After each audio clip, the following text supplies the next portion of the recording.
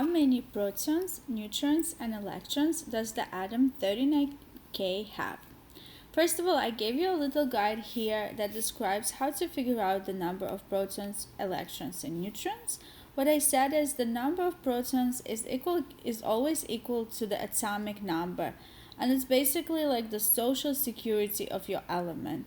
One and only one element can have its own atomic number, which is equal to the number of protons.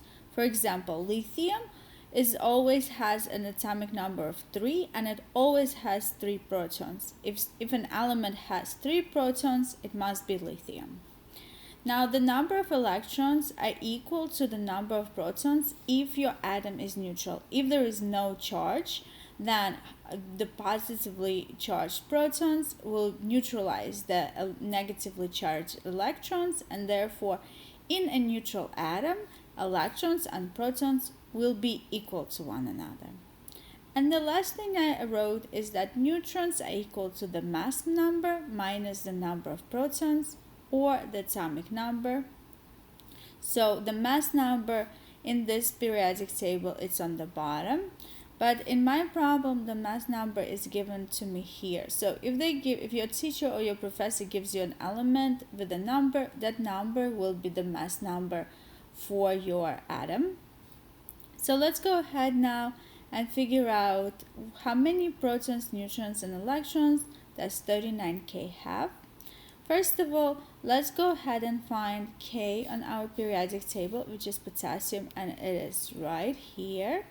And we can see the top number in this periodic table. The top numbers are the atomic numbers. So the top number of my potassium is 19, and that is the atomic number for potassium.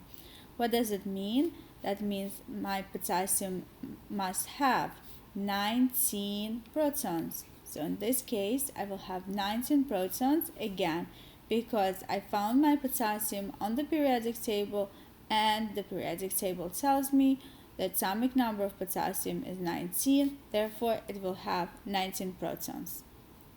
Next, electrons. Here I don't see any charges, which means my atom is neutral, and if it is neutral, then the number of electrons must be equal to the number of protons.